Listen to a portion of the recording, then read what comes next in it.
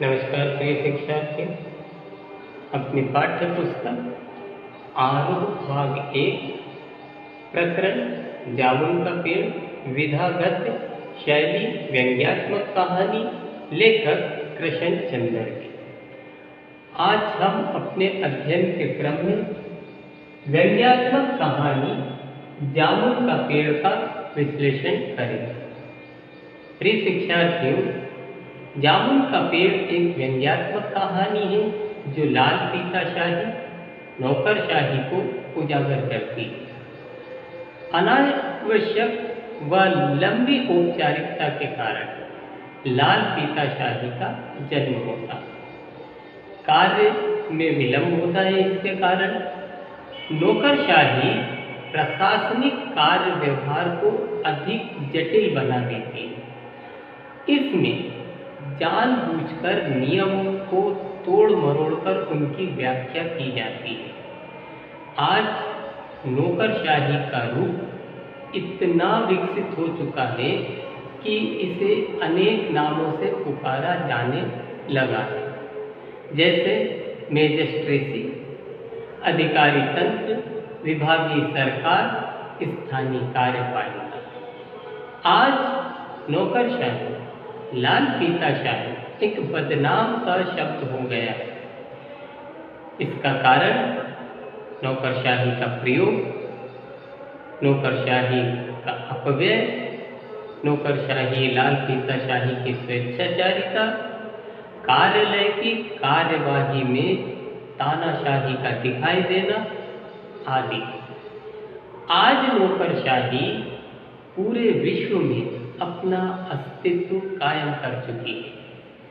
आज विश्व के अधिकांश देशों में प्रजातंत्री शासन प्रणाली स्वीकार की जा चुकी है। प्रजातंत्री शासन प्रणाली को अंगीकार किया जा चुका है।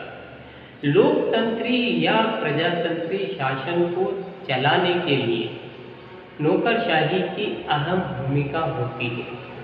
लोक कल्याणकारी राज्य के रूप में आज सरकार के कार्य इतने अधिक हो गए हैं कि नौकरशाही के बिना सहायता के उन्हें पूरा करना कठिन ही नहीं बल्कि असंभव सा भी है। प्रिय शिक्षार्थियों, अपनी कहानी जामुन का पेड़ में कृष्ण चंद्र जी हमारा ध्यान शिक्षित और अशिक्षित, साक्षर और निरक्षर लोगों की मानसिकता की ओर भी आकृष्ट करते हैं। एक शिक्षित और अशिक्षित व्यक्ति के सोचने की प्रक्रिया, मानसिकता और उनके व्यवहार में भिन्नता पाई जाती है। हमारे दैनिक जीवन में हम देखते हैं कि कई साक्षर शिक्षित लोग जो हैं उनकी इतनी कम और सस्ती मानसिक विचारधारा होती है कि उन्हें शिक्षित कहने में संकोच महसूस होता है। लेकिन साथ ही कई अशिक्षित लोग ऐसे भी होते हैं जिनकी मानसिक विचारधारा इतनी उच्च होती है कि कभी कभी हमें लगता है कि उनको शिक्षित श्रेणी में क्यों नहीं रखा जाता, उन्हें उत्तरदायी भरा कार्य क्यों नहीं दिया जाता। जामुन का पेड़ कहानी में सबसे छोटा कर्मचारी माली है, जो नाम मात्र का शिक्षित या साक्षर है। इसमें माली में हम मानवीय गुण सहिष्णुता को पाते हैं। उसका उत्तरदायित्वपूर्ण व्यवहार हमें दिखाई देता है। एक शिक्षित जीवन में हर स्थिति में अपने विषय में तार्किक रूप से सोचता है। इससे उसके जीवन मूल्य प्रभावित होते हैं। एक शिक्षित से आशय साक्षर व्यक्ति से एक साक्षर व्यक्ति अपने हित के विषय में अधिक जागरूक होता है। स्वयं के हितों पर यदि उसे आँच आती दिखाई देती है तो वह उस विषय से किनारा करने लगता है। अशिक्षित व्यक्ति का व्यवहार कितना गर्म होता है। गर्म होते से आशय मानवता की गर्मी से, कि वह दूसरों का स्वागत करता है। शिक्षित की अपेक्षा वह अधिक स्वागत करता है, लेकिन उसका यह दृष्टिकोण ऊंचे जो पदों पर पदस्थ शिक्षित लोग हैं उनमें नहीं दिखाई देता। ऊंचे पदों पर शिक्षित लोग जो पदस्थ हैं उनमें स्वार्थी प्रवृत्ति के दर्शन होते हैं। कृष्णचंद्र जी जामुन का पेड़ व्यंग्यात्मक कहानी के द्वारा हमें नौकरशाही का एक दुष्परिणाम कहानी के आरंभ में ही बताते हैं कि व्यापार विभाग के लॉन में जामुन का पेड़ गिरा, उसके नीचे एक आदमी दबा। माली ने सर्वप्रथम देखा और तत्काल इसकी सूचना अपने से वरिष्ठ, अपने से बड़े अधिकारी चपरासी को दी। चपरासी ने अपने से बड़े अधिकारी क्लर्क को दी और क्लर्क ने सुपरिंटेंडेंट।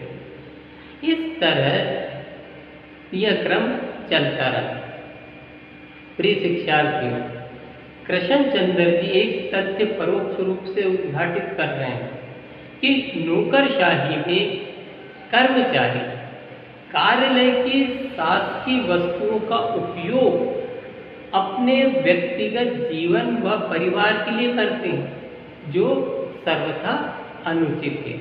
क्योंकि कार्यालय के लॉन में जो जामुन का पेड़ लगा था वह शासकीय था, उसके फल भी शासकीय थे, लेकिन कर्मचारी क्लर्क स्वयं उसको खाते, जामुन के पेड़ के फल को, जामुन को खाते और थैला भरकर घर भी ले जाते, जो कि सर्वथा अनुचित है।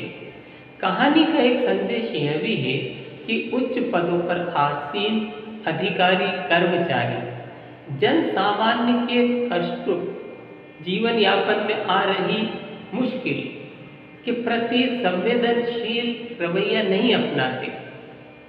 इस कारण वे उपेक्षित हो जाते हैं, जन सामान्य उपेक्षित हो जाता है।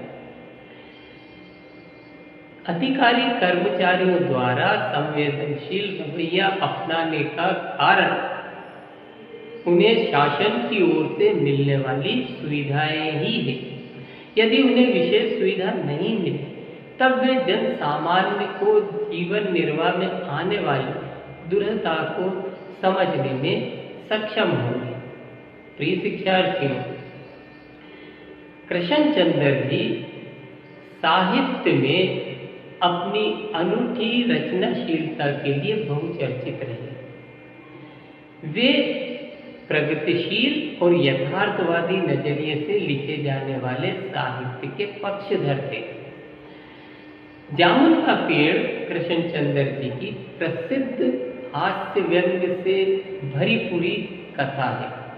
हास्य व्यंग के लिए चीजों को अनुपात से अधिक फैलाकर फुलाकर दिखाने की परंपरा परिपाटी पुरानी है और यह कहानी भी उसका अनुपालन करती है।